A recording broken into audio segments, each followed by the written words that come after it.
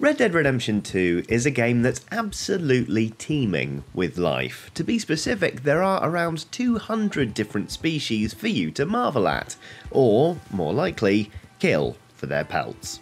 As you're probably aware though, some of these critters are a bit different. There are 16 rare and valuable legendary animals for you to hunt down during your adventures with Arthur Morgan, offering a bit of a challenge and yielding some really useful crafting materials. They're a bit different from the ordinary fauna of RDR2 in that they aren't just wandering around waiting for you to pick them off. Instead, you need to track them down by finding clues in their general vicinity before they spawn. So to help you on the hunt, here's a handy guide to where you can find each one, how far through the game you need to be in order to access it, and, most importantly, how best to bring it down. Of the 16, 10 can be hunted down from the moment you complete the game's first chapter, but 6 require you to have either got to a certain part in the game's story or reached a certain hunting challenge level. For the sake of simplicity, we'll start with the 10 that can be hunted early on before moving on to the final 6. Spoilers for the legendary animals in Red Dead Redemption 2, obviously, but anyone worried about story spoilers can rest easy. I'm not giving anything away. The first animal on our list is the legendary wolf. You can find this one in Katora Springs to the west of Bacchus Bridge and northwest of Bacchus Station. You'll notice a wolf drawing on the map, which is pretty handy. If you stick a waypoint just above its head, it'll lead you to the first clue. There are 3 in all for you to find: some dung, some fur, and then a carcass from a recent kill. Now, if you go to this location and you can't find the first clue, don't panic. It's probably the game and not you. Red Dead Redemption 2 will occasionally fail to spawn the first clue into the world. If this happens, travel away from the area, camp for the night, and come back the following day when it should be fine.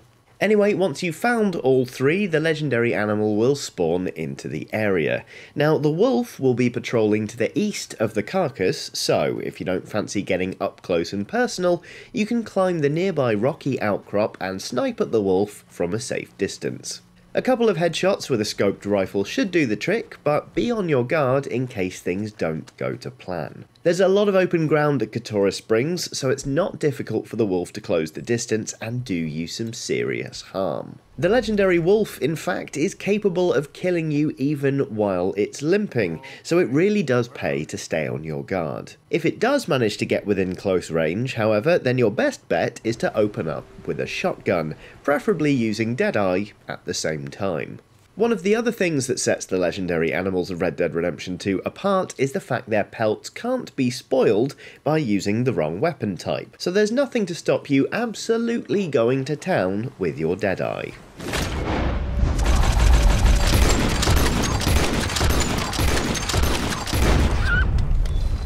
We're off to Blue Water Marsh for the second animal on our list, which is the legendary boar.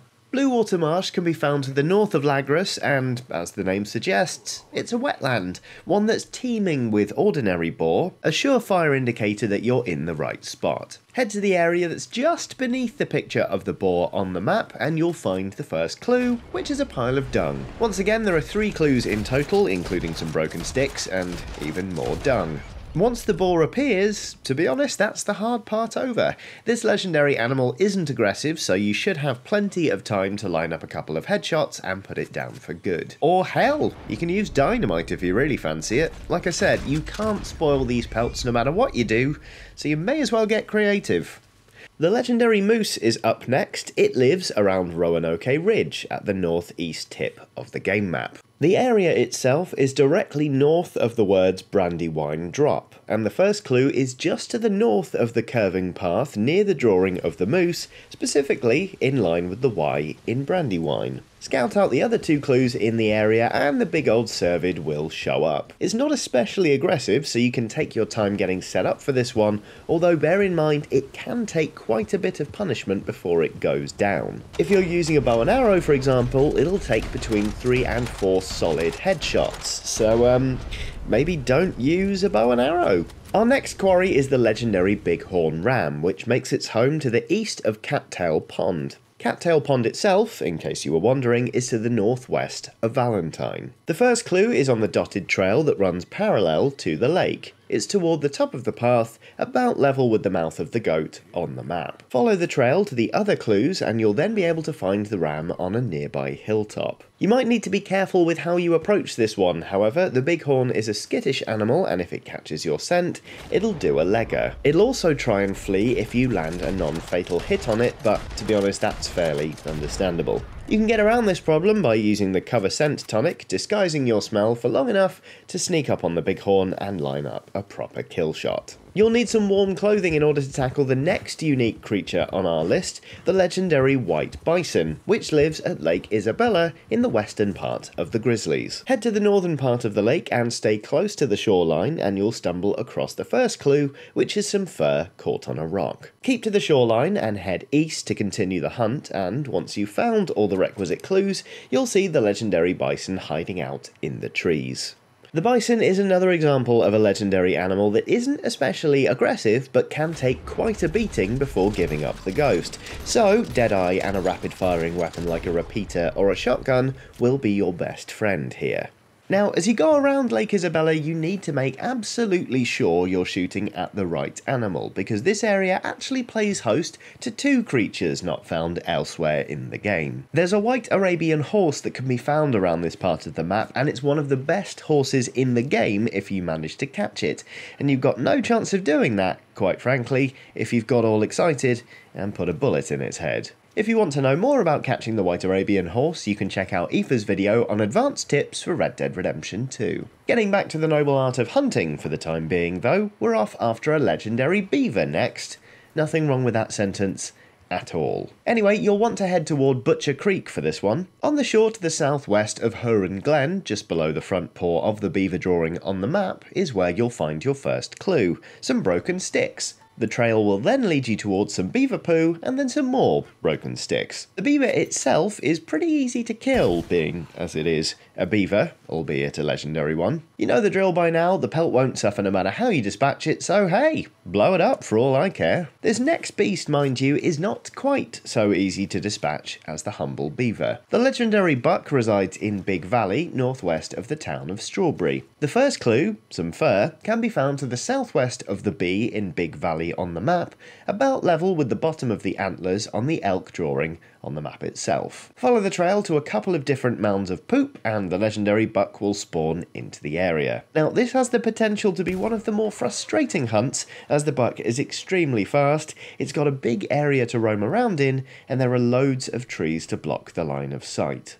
You're free to choose your approach, whether you go in hard from close range or play more patiently and pick it off from afar, but just be prepared for a more protracted hunt if things don't go your way. The 8th pelt we're picking up on this list of legendary animals is the legendary coyote, situated in Scarlet Meadows to the northwest of Rhodes. The first clue is south-southwest of the L in Lemoyne on the map, where there's some dung sitting at the top of a copse.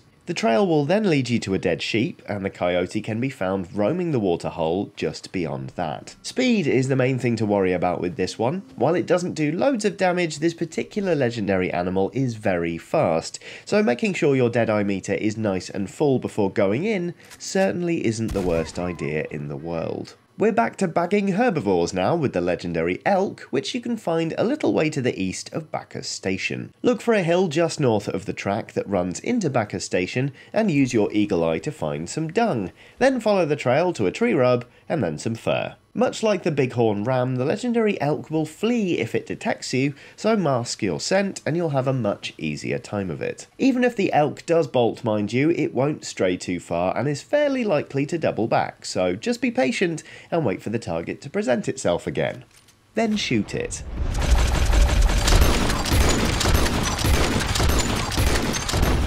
We're going back toward Rhodes in order to bag this next quarry, which is the legendary fox. For the first clue, look just above the head of the fox drawing on the map, and that should guide you towards some fox poo. It's a pretty densely wooded area, mind you, so don't be surprised if you don't spot it right away. Once you've found the other two clues, broken sticks and fur, for those keeping track, you should head up and over the nearby hill and toward the shoreline, where the white fox will be patrolling. It's fairly easy to pick off this one, so dispatch it however you see fit.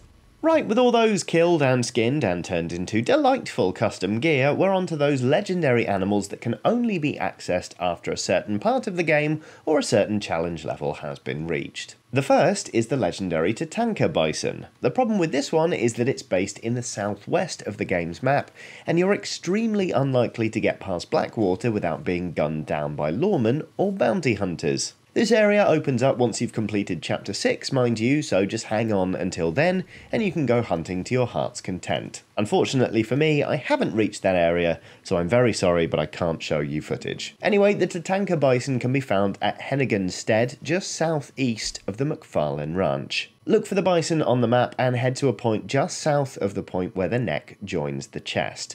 You'll find some dung, which will lead you to some broken sticks, and then some fur, at which point the Tatanka bison will spawn into the area. It's another legendary animal that isn't particularly aggressive, but will cheese it once you start attacking it. Unfortunately, while its massive head makes for some easy targeting, it'll take a few shots to actually bring it down, so something high-powered like a scoped rifle would be recommended. Apparently shooting it in the side of the head is more effective than going in head-on, which might make the difference between killing it and having to chase it around for a bit. The next animal, the legendary pronghorn, is likewise locked away by the lockdown in Blackwater until you've reached the game's epilogue, and so I don't have any footage for you. For this one, you're going to need to trundle over to Rio del Lobo Rock to the east of Fort Mercer. Looking at the drawing of the pronghorn on the map, you'll want to travel north of its bum until you're about level with the R on Rio. There's a tuft of fur waiting to start you on the trail, then once you've found the third clue, you need to keep an eye out for, basically,